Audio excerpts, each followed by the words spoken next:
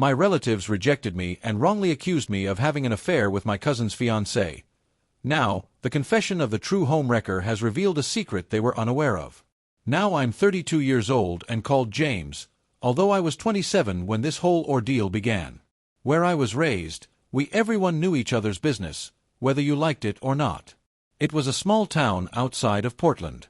During our childhood, my cousin Mike and I were very close. Vacations with the family? From childhood throughout our teenage years, we lived in the same room. We were that close.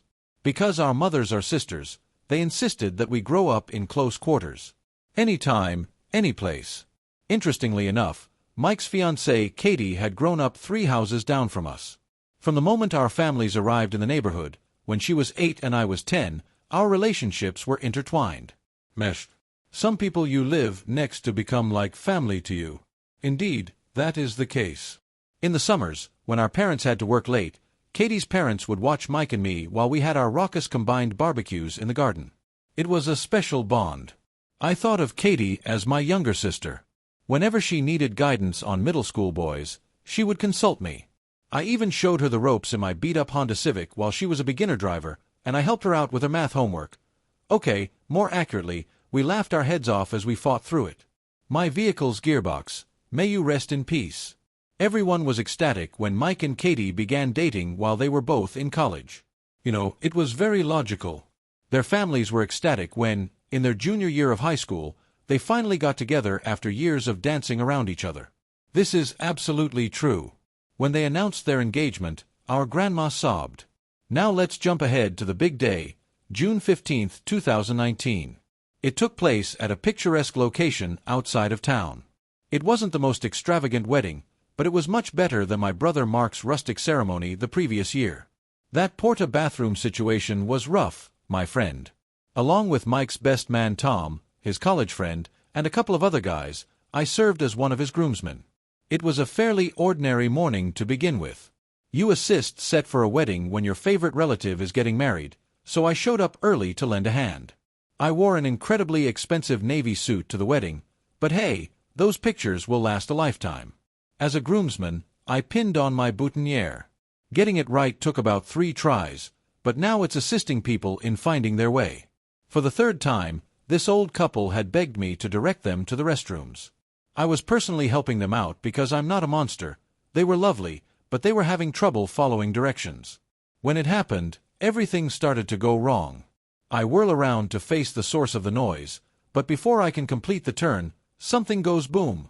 I felt a tremendous impact. I could almost see stars. Nope, real frickin' stars. I always assumed it was something movie characters say. With Tom and a handful of other men following close behind, Mike had charged in. He had this expression on his face that I can't quite put my finger on. It was a combination of anger, hurt, and something else entirely. He didn't even bother to throw a single punch before he began ranting at me. Everything was on full attack now. Mike, who works in construction, was really crushing me, and I'm not exactly a little guy. I'm 6 feet and 1 inch. How could you? And, I trusted you, are among the many things he yells out throughout. In the meantime, all I can do is attempt to keep my cool and figure out what the fuck is going on. At last, Tom and the other 2 groomsmen succeeded in removing him from me. My brand new outfit is covered in blood at this point. May that also find tranquility. It is not easy to draw blood. I think I may have broken my nose and my left eye is swollen shut. The old couple I was assisting? They appear to be in utter disbelief. Crying, the woman knelt down. The guilt I felt for destroying their day is still with me. I believe the venue manager was the one who contacted emergency services. Even though I had a broken lip, I was able to tell them no and prevent them from contacting the police. It was still Mike, even if I had no clue what was going on. We were childhood friends. Arresting him was not in my plans. A few miles away, I found myself at this urgent care center. A doctor was checking to see whether my nose was broken and was asking whether I wanted to press charges. Interesting fact, it was severely bruised, not fractured. However, a small bulge is still visible there. I thought the cold ice pack she gave me hurt more than the strikes. Sure, I kid you not. Those medicinal ice packs are serious business. I received the text at that moment. In movies, you often see characters whose lives are turned upside down the second they glance at their phones. It was just like that, you know. A letter from my father. Cancellations of weddings. Remove all items from the garage by the end of the day today. Just so you know, I moved out a long time ago, but I still had some belongings stashed in my parents' house. Relics from my youth, a few in boxes. Athletic gear, picture albums. Everything you own that won't fit in your tiny flat, but you're reluctant to leave with. Though it wasn't really significant, it was his delivery that made me realize something was very wrong. I wasted no time in reaching my dad, who I promptly left on voicemail. Similarly with Mom. It was the same with my sister. With the only exception of my brother Mark, no one picked up the phone. Mark hung up after asking, "How could you do this to the family? No one in my family will take my call while I sit here in urgent care, ice pack on my face, looking like I just got knocked out in a Mike Tyson bout. No matter how many people I try to contact, the nurse just gives me sympathetic looks.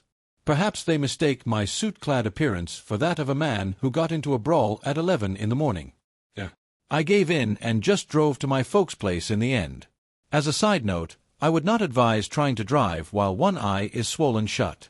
In order to examine my blind spot, I had to repeatedly spin my entire head. Probably gave the impression to passing motorists that he was an insane owl. Coming up to the house where I spent my formative years, I see my parents.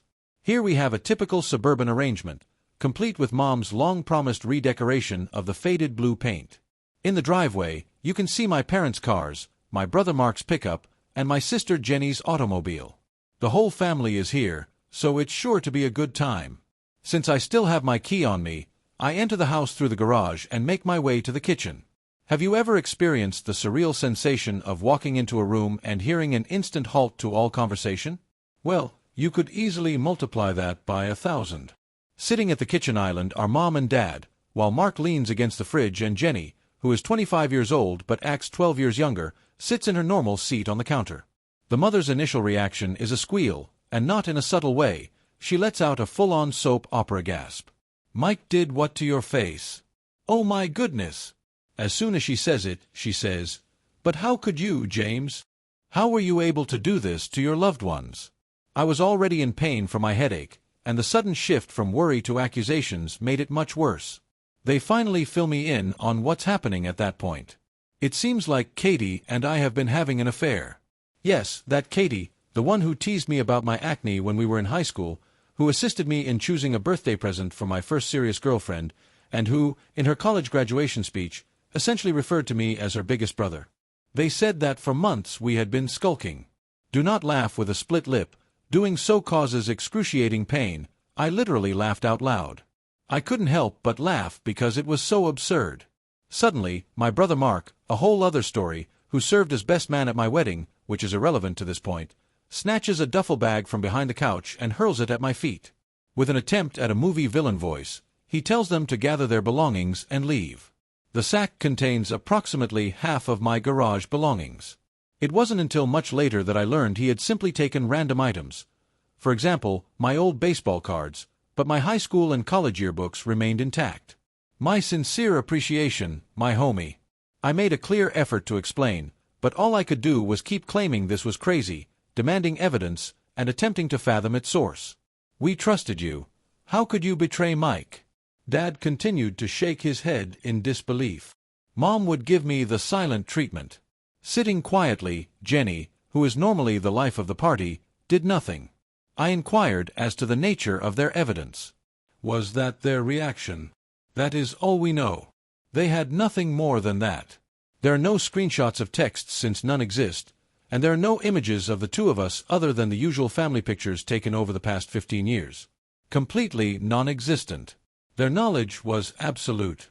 Worst aspect. I am known by these individuals.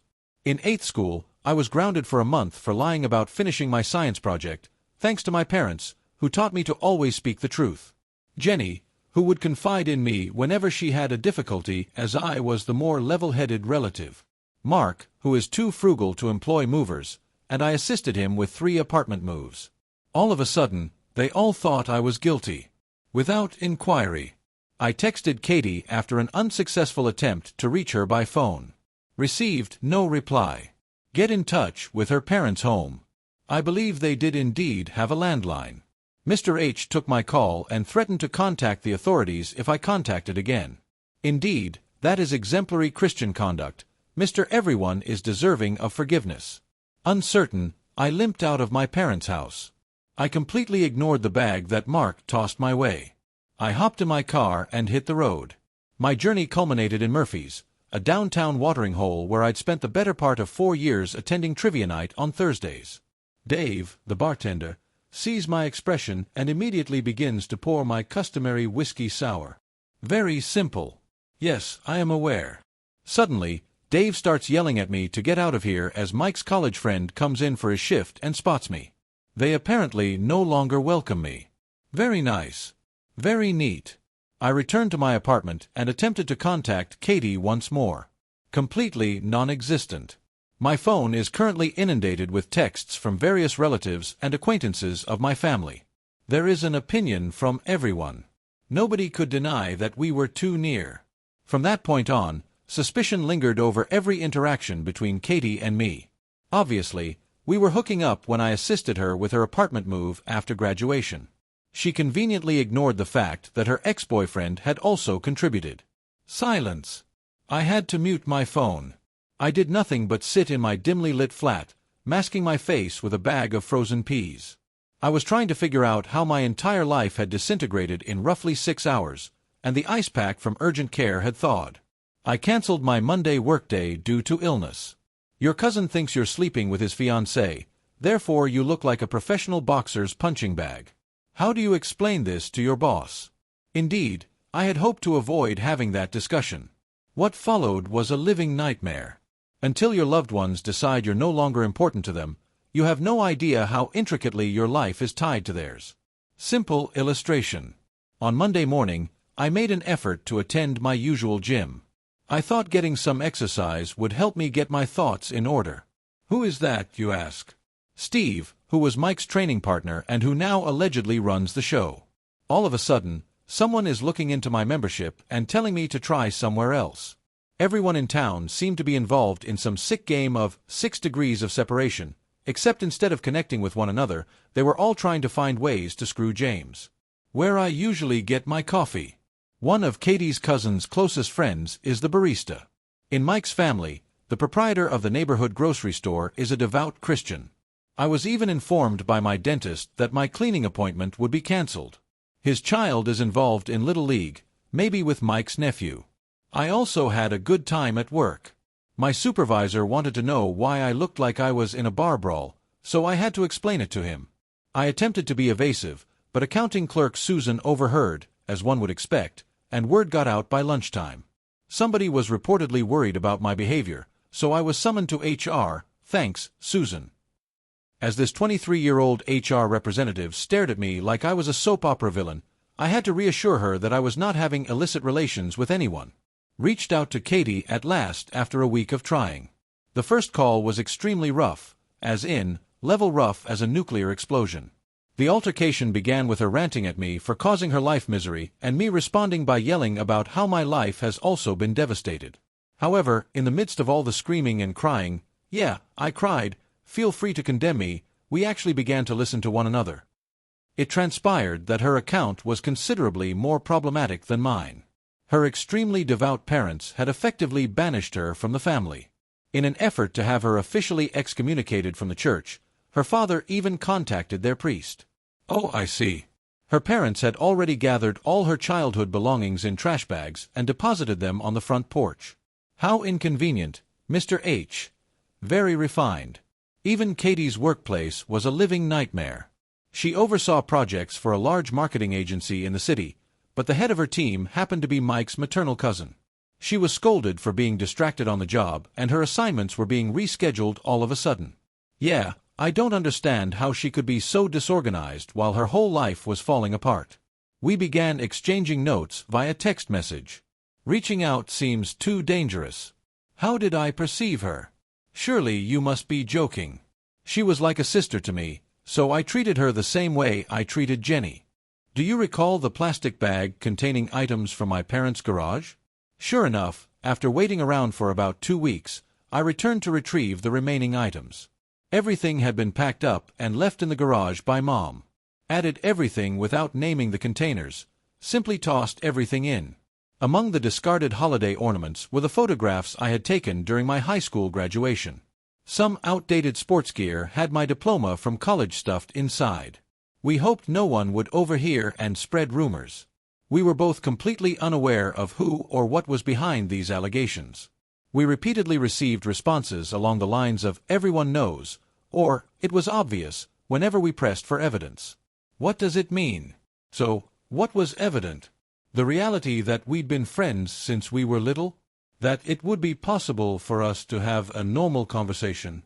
It was at the petrol station when I finally cornered Mike. Pumping gas wouldn't exactly allow him to flee. "I noticed the way you gazed at her," he said in answer. "Wow, that's awesome, Mom." Also, the reaction on social media was entertaining. Almost everyone in the family avoided me. Someone who I had assisted with her college applications, Katie's sister, posted a status update about snakes in the family that received approximately 200 comments. Suddenly, I started getting messages from people I hadn't spoken to since high school, all of whom claimed they could tell something was wrong with me. Calls and texts from strange numbers began popping up on my phone.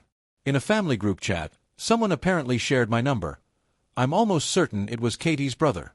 A deluge of sweet messages referring to me as a homewrecker prompted me to change my phone. I think you get the picture. At some point, Katie and I both understood that we had to leave. We were being choked by this town. Nothing we did or said could alter the fact that everyone else had already assumed we were guilty. People would surely see us and assume it confirmed everything, so we couldn't even meet together to discuss it in person. I was sick and weary of justifying myself for something I had no hand in creating. In what ways might a negative be proven? How can one establish that an event did not take place? It's hard, and it seems like everyone we knew assumed we were guilty since we couldn't establish our innocence. I had had enough of being a recluse for approximately 2 months when DoorDash drivers started giving me strange looks. I'm very sure someone had told them I was that guy. I requested a transfer in my workplace. I am fortunate in that my employer has Seattle offices. To be honest, I think my supervisor was simply trying to avoid any office drama and was quite chill about it. Prior to our departure from town, Katie and I had our final discussion. We came to the conclusion that it would be best to part ways. I went with Seattle and she went with Chicago. Although that was it, we remained connected through Instagram. We unfollowed each other on all other platforms for safety's sake. No one should have been collecting screenshots and spreading stories about our continued espionage. It was an unusual move to Seattle. Why are you suddenly uprooting your life at the age of 27 and moving locations with almost little furniture? Try explaining that to prospective roommates. At first, I lived in an incredibly expensive but tiny studio on Capitol Hill, where no one knew my name or background. A sense of complete independence like that is priceless. I started from the beginning again. A new email address and phone number. Due to the overwhelming number of subscriber signups, I had to remove my previous one. Such grown-up dudes. Some of Mike's pals were so rude to me in the gaming chat that I deleted my previous PlayStation account. And who exactly is responsible for that? Actually, the work was quite good. Being the new guy has its advantages, one of which is that no one seems to care too much about your background. Not quite a lie, but I did say I needed a change of scenery. I dove headfirst into my job, started going to the gym on a regular basis, at a different chain than before, and attempted to establish a routine. On Wednesdays, I discovered a great bar called the Crocodile that hosted trivia nights. The atmosphere was different from Murphy's at home, but at least the bartenders didn't treat me like I was the devil. For the first time in months, I felt like I could breathe after starting to go regularly and meeting some kind individuals. Everything changed after the work cookout. It was the summer of 2021, and it was one of those unusually pleasant days in Seattle, not too hot, not too rainy. Jake, one of my co-workers, was hosting at his Ballard home. Jake had shown me the ropes when I was new to Seattle's bus system, so I felt obligated to repay him for his assistance. I debated skipping out on going because I was still awkward in large groups. Amy, a yoga classmate of Jake's wife, was there when I met her. Do you remember those movie scenes where the protagonist meets a certain someone and the world around them seems to disappear? That is just false. What transpired was that she overheard me having an awkwardly heated discussion about frisbee throwing technique with Jake's dog. It wasn't my proudest moment, but it did spark our conversation. She lacked the Seattle Freeze quality of being courteous but emotionally detached, making her pleasant to chat to. After a while, we just sat on Jake's porch and spoke for what felt like 2 hours. I get the irony, but she gets my stupid jokes about Seattle traffic and listens to true crime podcasts. Not long after that, we began dating seriously. After our third date, I felt compelled to spill the beans. Truth isn't a foundation upon which to build, is it? The wedding, the charges, the family strife, I spilled the beans. I expected her to bolt in terror. She merely listened instead. Truly paid attention. Attempting to understand rather than pass judgment, she asked questions. She simply stated, "That really sucks," after I finished. Calling all ice cream lovers. And for some reason, that was the perfect reply. The strangest thing. On Instagram, she began to follow Katie. As I said before, we should maintain minimum interaction. It turns out that the podcast Crime Junkie is something they're both deeply into. Suddenly, they're direct messaging each other about shows. I turn around and see that they've joined a virtual book club with other true crime enthusiasts. Once every 2 weeks, they get together over wine and snacks for a Zoom call to talk about what they've been reading. Even Katie's life improved. Chris was someone she met at work in Chicago. Seems like he's a software developer or something. He needs 3 screens only to write code. Amy's remarks. In their book club, they discuss various topics. But he seems to be a decent guy. Takes care of her, doesn't make rash assumptions, etc. There seemed to be a purpose to everything that had transpired. It was nevertheless painful to leave my homeland and loved ones behind. On occasion, I long for the days of my mom's cooking or wish I could see my nieces and nephews in their current forms. Yet, I have created something worthwhile here. Trusting friends who are genuinely my pals. A companion who pays attention. A life that truly belongs to me. You know what's funny? I genuinely like Seattle me than Portland, Maine. In the face of constant family strife, Portland me walked carefully so as not to upset anyone. No need to micromanage my every move. Seattle me simply gets down to business, plays video games, takes Amy out to new restaurants, and generally lives life to the fullest. It was Katie who told me her parents still bring me up in church gossip. As far as they're concerned, I serve as a cautionary tale about hypocrites. Alright, that's interesting. They can't stop mentioning me, even after all these years. Quite the health nut, sir. I was rejoicing in my greatest life in Seattle with Mrs. H. Great work, amazing girlfriend. Go so far as to enroll in a cooking class.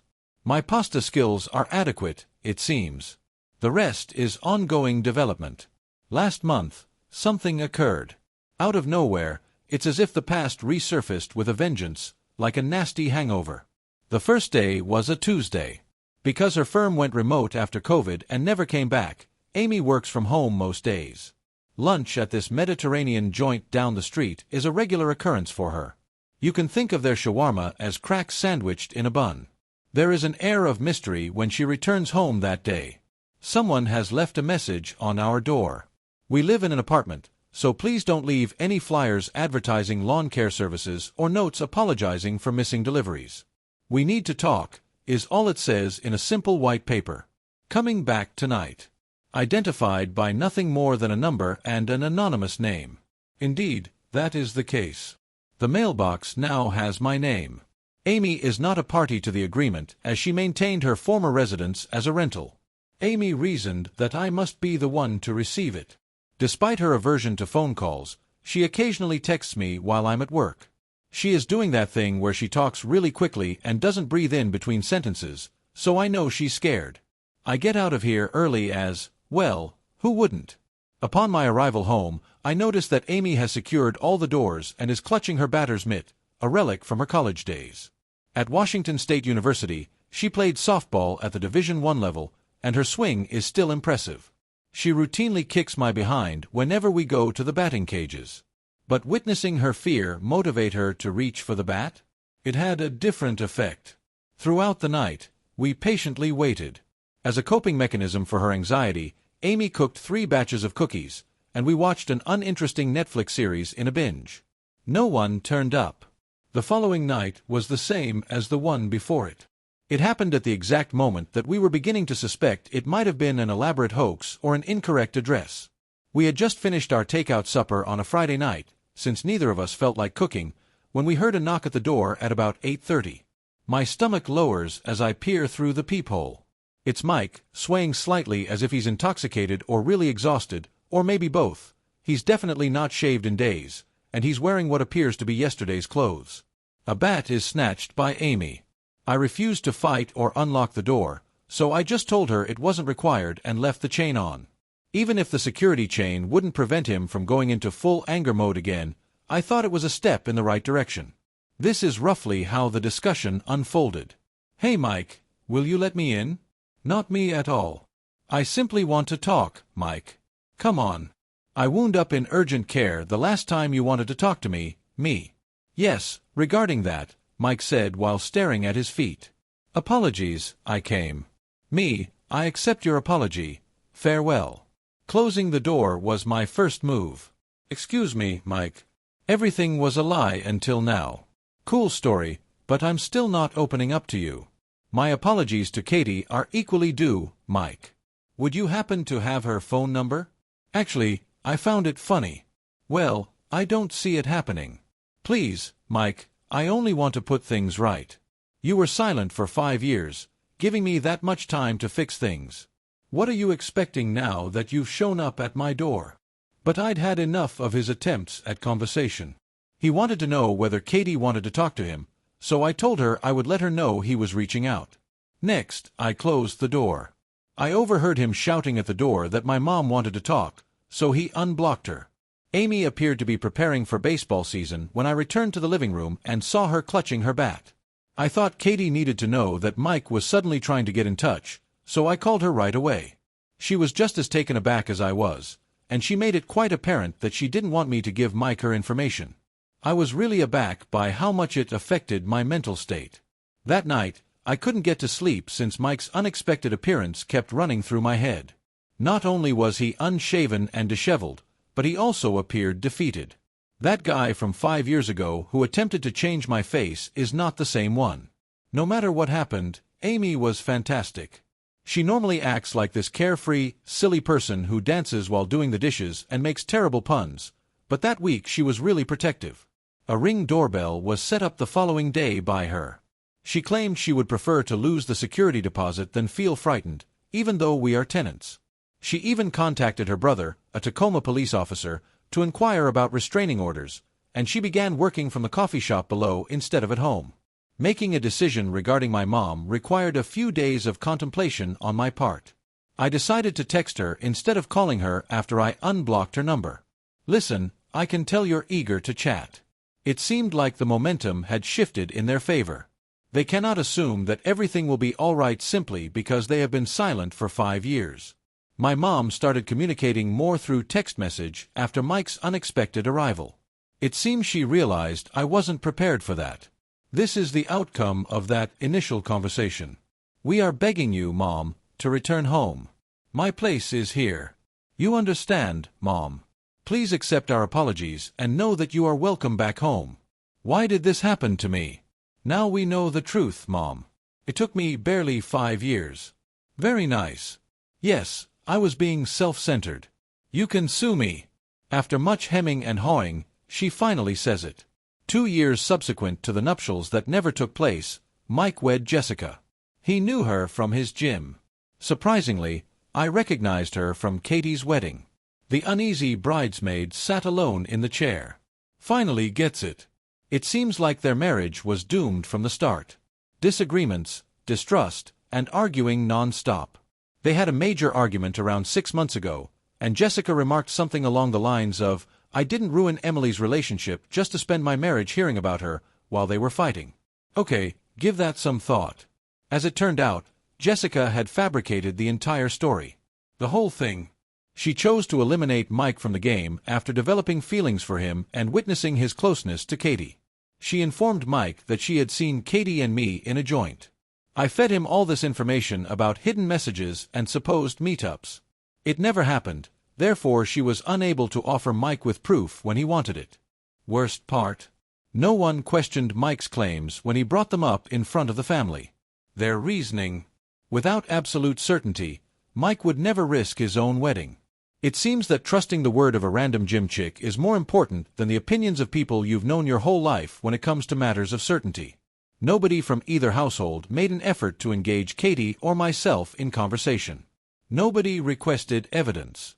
Nobody stopped to consider the possibility that we could learn their side of the story before annihilating their way of life. The neatest and most annoying thing?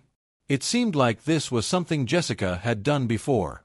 Upon reviewing the details, Mike's acquaintance Tom recalled that she had engaged in a comparable activity at her previous fitness center. Harassed a trainer after he refused to stop his relationship with his girlfriend. Mike used my face as a punching bag, but no one bothered to look into it first. Katie is enduring it more intensely than I am. The members of the church who treated her like a sin, her parents who discarded her childhood mementos, and her boss who caused her so much misery that she had no choice but to leave. Also, not a single one of them tried to check anything. Enjoy this entertaining timeline. June of this year, 2019. Disaster on the wedding day. July of this year, 2019. Both Katie and I depart from the town. November 2019. Mike and Jessica begin dating. February 2020. They exchange vows. Did you feel rushed? Summer of 2021. Amy and I meet. Fall of 2024. The truth comes out when Jessica says she made it up. As of October 2024. Sudden apologies are in everyone's mind. A period of 5 years. For 5 long years, I was the outcast in my own family. Every major life event, weddings, births, birthdays, and holidays, missed for 5 years. Uncle James has been portrayed as a horrible person to my nieces and nephews for the past 5 years.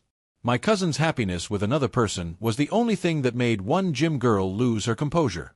Through it all, Amy has been my rock. After she listened to me describe what had transpired for a while, she finally asked, "So, are you saying that everyone in your family is as stupid as a box of rocks?" For the first time since I found out, it made me giggle. Katie's reply lacked the same level of humor. A direct quotation based on our conversation.